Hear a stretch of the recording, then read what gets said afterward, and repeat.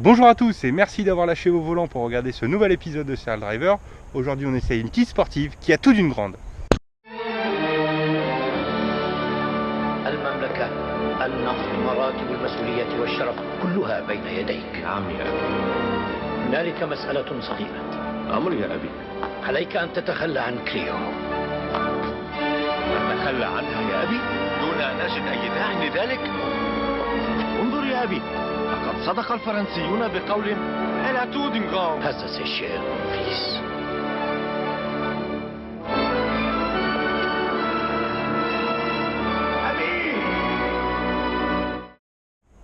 Et oui, aujourd'hui on essaye à nouveau une petite bombinette française, mais cette fois c'est plus une Peugeot ni une Citroën, ça suffit avec PSA, on change. Aujourd'hui on passe chez Renault. Et oui, Renault a une grosse tradition de petites sportives françaises, pour n'en citer que quelques-unes. On avait la R8 Gordini, la R5 Alpine Turbo, la R5 Turbo, les Clio 16S, Clio Williams, Clio 2 RS, la première à avoir eu le badge RS Renault Sport. Et aujourd'hui je suis en présence d'une Clio 3, la Clio 3 sortie en 2006 jusqu'à 2012. Et elle a fait référence, c'était la référence clairement de sa génération dans les petites GTI, les petites bombinettes. Alors est-ce qu'aujourd'hui en 2016, bientôt 2017, est-ce qu'elle fait encore référence à l'heure du downsizing? Est-ce que son côté bien old school dans ses sensations est encore d'actualité? Et bien c'est ce qu'on va voir tout de suite. Allez, on commence comme d'habitude par un petit tour extérieur. Alors la première chose qu'on remarque, c'est bête à dire, mais c'est que c'est une 3 portes. Et oui, la nouvelle Clio, la Clio 4 qui l'a remplacée, elle est disponible qu'en 5 portes sur toutes les versions. Alors que la Clio ancienne était disponible en 3 portes et en 5 portes, mais en RS uniquement en 3 portes. Alors voilà, je suis peut-être un vieux con, mais moi, pour moi, une petite sportive, une petite GTI comme ça, je préfère en 3 portes. La deuxième chose que j'adore sur la Clio 3 RS, ça se voit pas quand on est loin, mais quand on regarde de plus près, regardez, j'ai essayé de vous montrer ce beau profil. On a des grosses ailes élargies. On a vraiment des flancs très marqués, les voies sont élargies et la carrosserie est élargie. Pas à coup de renfort d'ailes rajoutées, collées, moches. Non, c'est vraiment la carrosserie qui est différente. Et oui, parce que la Clio 3 RS, contrairement à la nouvelle, elle était fabriquée hors des usines de la chaîne de fabrication normale des Clio, mais elle était fabriquée à Dieppe, à l'usine historique alpine. Donc il pouvait se permettre ces excentricités. Regardez, c'est magnifique quand on se met de profil. On voit vraiment ses ailes, ce cul élargi. On a des vraies voies élargies. C'est vraiment pas que pour le look, ça sert aussi à la tenue de route. Mais je trouve ça bien qu'il se soit fait plaisir comme ça. Et malheureusement, ça va devenir plus compliqué, à mon avis, sur les prochaines générations de plus en plus. À l'avant, ici, comme vous le voyez, on est sur une phase 2. La phase 2, elle se reconnaît à ce gros facelift. Alors après, il y en a qui préfèrent l'ancienne, il y en a qui préfèrent la nouvelle. À vous de voir. Ce qui est sympa, donc on a cette lame qui est là pour rappeler un peu l'univers de la F1, puisque Renault était très souvent présent en F1. On a des jantes 17 de série. Bon, celle-là, c'est celle de départ, ça dépend des versions. Moi, j'ai préféré les autres avec les petits rayons plus classiques. Et de série, on a des gros freins Brembo à 4 pistons.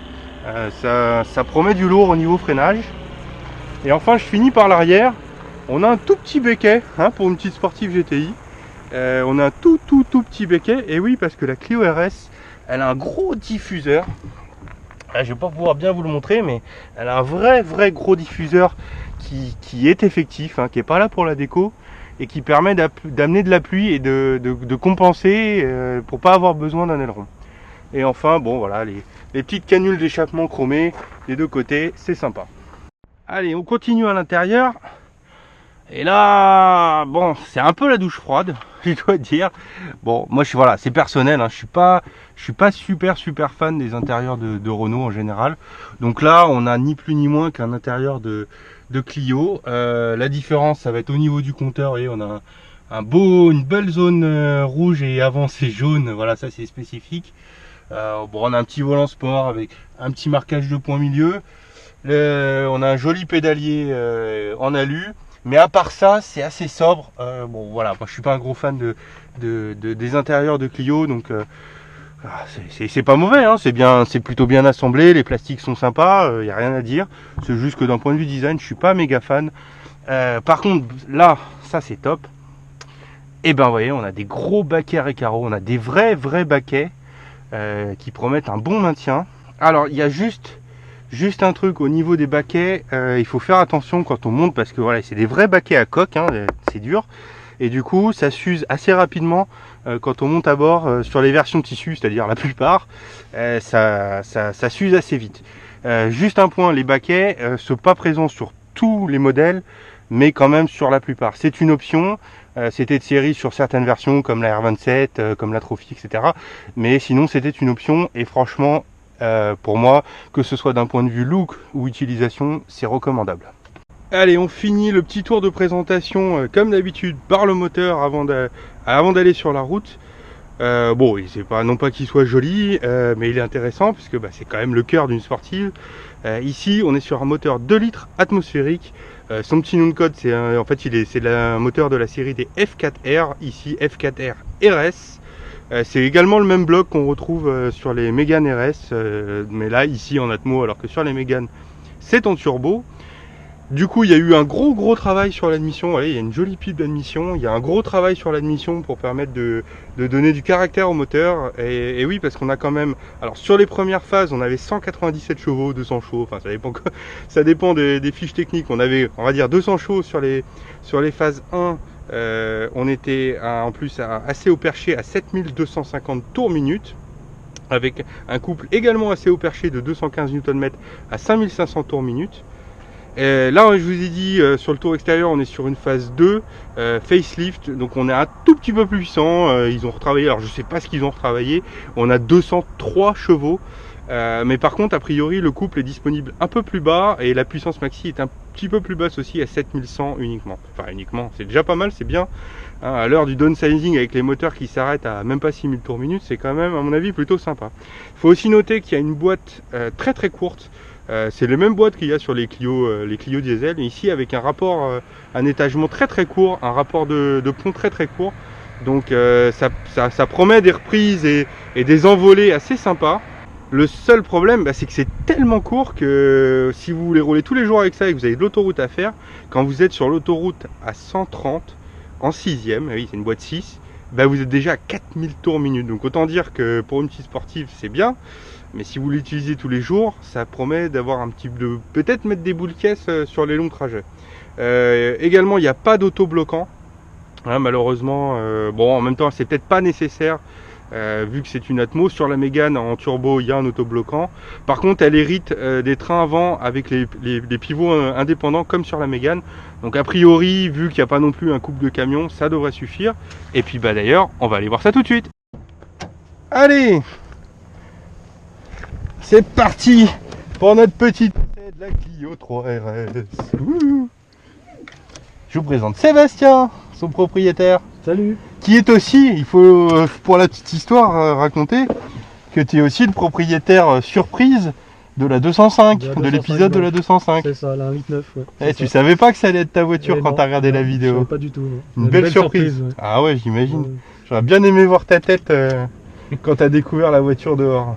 Ouais, surtout le petit message à la fin de la vidéo, c'était pas mal aussi. Je vais enlever mes lunettes. Allez. Donc tu as acheté cette Clio il y a combien de temps?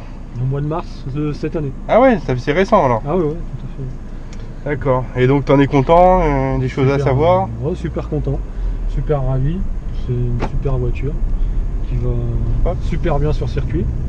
Donc super content. C'est efficace, j'imagine. Les freins ont l'air méchants. Ouais, les freins, ça freine fort. Hein. On peut vraiment freiner. Il n'y a pas du tout de problème d'endurance. Non, du tout. J'ai rien eu, moi, sur toute ma journée, j'ai rien eu niveau frein. Donc, bon, là, d'emblée, par contre, c'est super raide. Hein. J'espère que la caméra, ça va pas trop chahuter. Ah, ça se peut.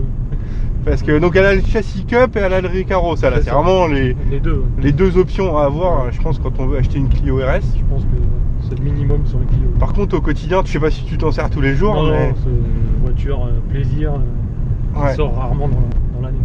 Bon, après, les Recaro sont assez moelleux. Je pensais pas qu'ils seraient aussi moelleux. Ouais. Malgré leur coque, on est bien, ça reste confortable. Bon, après, sur une sportive, moi je trouve ça normal d'avoir des suspensions un peu raides. Et bon, faut savoir à quoi s'attendre, quoi. Bon, d'emblée, c'est assez souple. Le moteur reprend bien assez bas. Hein. Je sais pas, t'as déjà essayé l'ancienne version Non, j'ai jamais essayé l'ancienne version. Parce qu'il paraît que celle-là est plus souple à bas régime. Ils ont amélioré ça. Je sais qu'elle est super agréable à conduire, oh là là, même, c'est raide. même pour tous les jours, c'est génial. Ouais, ça reste, voilà, on est à 2005, 3000 pour... Ça reprend assez souple, c'est pas mal. Hein. Allez, on va voir un peu ce que ça donne maintenant. Elle est d'origine là. Hein. D'origine, ouais. Ah, il y a un petit bip. Pour le passage des rapports. Ah ouais. Ah, le moteur, c'est sympa le son, hein, et c'est pas trop haut, c'est juste... C'est ce qu'il faut. C'est juste ce qu'il faut.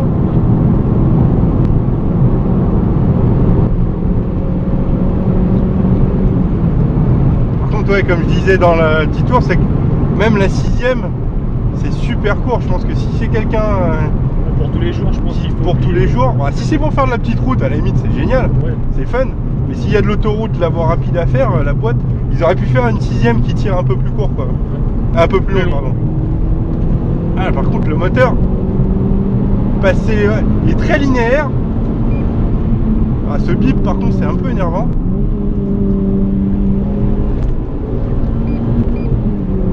Ah, la motricité est bonne, hein, je pensais pas. Pourtant, là, c'est un peu dégueulasse. Là, on est quand même. Ouais, tu vas me faire. J'ai pas vu la fin venir. Ah, le train avant s'inscrit bien. Et je sens pas l'arrière très mobile. Je sais pas si c'est... Ça bouge pas d'un poil là. Ouais, moi je l'essaierai peut-être dans une prochaine vidéo. J'ai, comme tu le sais, une Mini et elle est beaucoup. Elle a un train avant aussi, là, comme celle-là qui s'inscrit très bien. Par contre, je sens l'arrière qui a toujours envie un petit peu de... Elle a un petit peu de jouer, là, je sens pas ça là. Je sens plutôt un arrière qui aurait tendance à lever la patte un peu. C'est ça. Tu l'as emmené sur circuit déjà? Sur circuit, ouais, à classe. À classe? Et ouais, moi, l'arrière, j'ai très rarement pu le mettre en défaut. C'est surtout le train avant que j'ai mis en défaut. Sur le circuit de classe, en tout cas. Ah, le train avant, t'as réussi? En motrice, en entrée ou en sortie? En sortie, en fait. On voit qu'il manque quelque chose. Je pense qu'il y aurait un autobloquant, quelque chose. Ah ouais, quand même. Ah, je pensais pas avec pas les... Elle est pas non plus très... Enfin, en couple, elle est pas non plus mais... très... Ouais, peut-être qu'un autobloquant aiderait. Ouais, là, en ville, comme ça, c'est sympa, là. Hein. Ouais. Je pense que... Ah, c'est juste, bon, voilà, si on est fragile du dos... Faut oublier. Faut mieux oublier. Et encore, je peux pas avoir essayé avec les autres sièges d'origine. Je trouve que les Recaro sont mieux. Ah ouais, les Recaro sont plus confortables. Ouais. C'est quand même le comble, ça. Ouais. Allez. Est-ce que c'est cette route-là? Ah, le rupteur, il vient vite, hein. Ça prend vite des tours.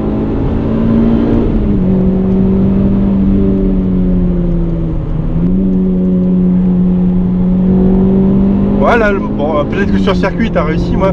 Là sur le sec, j'arrive pas à voir de limite. Hein. Non, sur la route, on peut pas. Mais sur circuit, on peut voir la limite du train avant. Allez, là-bas, il y a de la petite route sympa. On va aller faire l'aller-retour là-bas. C'est pour ça que généralement, généralement, on met un peu de chasse au train arrière pour qu'il soit plus glissant justement. Ouais. Mais là, il est complètement d'origine. Ah oui, peut-être qu'en réglant un peu, en dégradant entre guillemets. On dégrade ce qu'ont fait les ingénieurs. Et là, elle devient marrante. Elle est tellement trop efficace en fait que. C'est ça. On va voir là.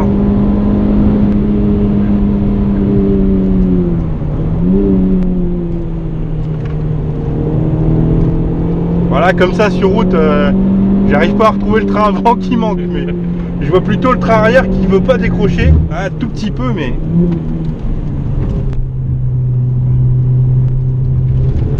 Ah ouais, un petit peu en sortie, ouais.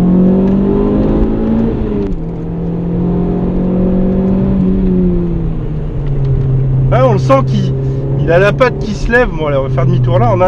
On a la patte qui se lève, mais il est pas mobile. Alors, ça braque pas trop mal. Ouais.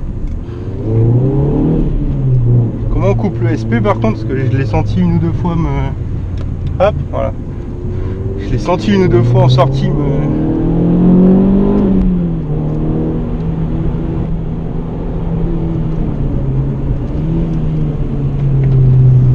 Ah, le train avant est sympa, hein. Il y a un bon retour quand même. Il y a un petit peu de patinage. Ouais, il y a un petit peu de patinage quand même. Bon, après, il faut avouer quand même que là, les routes On est en plein saison de la betterave. Elle sent un peu grasse. Ah, le moteur, par contre, le moteur il est top. Hein. En conso, ça donne quoi En conduite rapide au-dessus des 10, mais sinon tous les jours c'est vraiment cool. Je suis à 8 litres à peu près. Ah ouais, quand même. Je pensais qu'il n'était pas si économique que ça. Ah, pour un moteur Atmo de 2 litres, c'est pas mal quand même. Et surtout avec la boîte courte, je pensais que ça pénaliserait un peu la conso aussi. Mais... Après la sortie classe c'était plutôt 16 litres. J'imagine. Bon, en tout cas, merci beaucoup pour cet essai, c'était top. Merci à toi. Et puis bah on va aller la regarder et puis dire ce qu'on en pense quoi. Et voilà, c'est la fin de mon essai de cette Clio 3 RS 3e génération. Alors en introduction, je disais, est-ce qu'elle est encore d'actualité avec sa mécanique un peu old school? Est-ce qu'elle fait encore référence? Est-ce qu'on peut la considérer comme un bon achat encore en 2016-2017? Eh ben oui, oui clairement. Bah, déjà d'un point de vue look, moi j'adore. Le point de vue de ce look extérieur avec ses grosses ailes élargies, c'est discret, si on la prend pas en jaune bien sûr, ça reste discret, mais elle sort du lot. Malheureusement ça a disparu hein, puisqu'elles sont plus fabriquées sur une chaîne spécifique. Et puis ensuite ce qui est top, c'est que c'est une auto, si vous voulez faire un peu de circuit, sortie du concessionnaire, aujourd'hui sortie du Bon Coin, sans rien à faire, elle est performante. Il y a les freins, il y a le châssis, il y a le moteur qui est performant, voilà, alors que souvent une auto va peut-être avoir les freins trop faibles ou les suspensions un peu mollassonnes. Là c'est pas le cas, tout est chiadé d'origine, vous pouvez aller sur le circuit, il n'y a plus qu'à tourner la clé à faire le plein. Qu'est-ce qu'il y a de moins bien? J'ai quand même des petites réserves. L'intérieur, bon voilà, c'est une Clio, donc moi je suis pas fan personnellement, donc là c'est propre à chacun, vous ferez votre jugement. J'ai trouvé quand même la position de conduite un petit peu haute malgré les récarros. Je sais pas comment c'est sans les récarros, j'ai jamais conduit sans récarros, mais c'est un petit peu haut. Par contre les récarros font bien le job, on est bien tenu, ça c'est bien. Ensuite allez, c'est que le moteur, elle est tellement efficace en châssis qu'on voudrait plus, on voudrait le moteur turbo, on voudrait plus de watts. Alors soit il faudrait qu'elle soit un petit peu plus fun, comme une mini pelette, un peu karting avec le cul qui peut partir, qui peut jouer, soit il faudrait plus de chevaux. Pour là on a l'impression qu'elle est presque sous-motorisée par rapport à l'efficacité du châssis. Donc voilà, c'est un demi-bémol, c'est le défaut de ses qualités en fait. Alors si vous voulez en acheter une, qu'est-ce qu'il faut regarder? Il n'y a pas de gros points faibles. Il y en a deux. Il y a le premier, c'est si vous avez les récarros, c'est comme je vous disais dans le petit tour intérieur, il faut faire attention avec les kilomètres, les sièges ont tendance à s'user, donc celle-là elle n'est pas bornée, ça se voit pas. Mais il y en a, quand vous regardez des annonces, avoir les entrées de sièges, les hauteurs de sièges qui sont complètement bouffées, c'est franchement dommage. Et le deuxième chose, c'est que c'est des autos qui ont fait souvent beaucoup de circuits, hein, voilà, elles sont top pour ça, et qui n'ont pas forcément été bien traitées. Et a priori les moteurs, mais surtout les boîtes sont assez fragiles. Il peut y avoir des craquements de boîtes, il peut y avoir des problèmes de boîte, donc à bien surveiller au moment d'un achat. Et ça nous emmène au point final, le budget. Alors là c'est un petit peu délicat, il y a un peu tous les budgets. Les premières Clio, les Phase 1 un peu bornées, sans le châssis cup, sans les récarros, vous allez pouvoir en trouver à 7000, 8000, même pas. Donc si vous voulez pas particulièrement la sportive ultime avec le châssis cup, faire du circuit, etc., pourquoi pas, ça peut s'envisager. Il faudra quand même vérifier que tout va bien, notamment au niveau de la boîte, etc., si elle a des kilomètres. Le haut du panier sur les dernières années, les trophies, les cups, les Angers Démons, voilà, on va être aux alentours de 14-15 000 euros pour des beaux exemplaires, pas trop kilométrés. Donc je dirais que le juste milieu, il serait peut-être autour des 11-12 000 euros. Et puis moi, si vous voulez vraiment une utilisation sportive, considérez vraiment une version. Il y a la R27, les trophies, vous cherchez, il y a plein de versions, mais prenez-en une qui a au moins le châssis cup, même si c'est très ferme, mais pour le circuit c'est mieux, et les récarros. Allez, voilà, c'est la fin de mon essai, et puis je vous retrouve bientôt pour un nouvel épisode.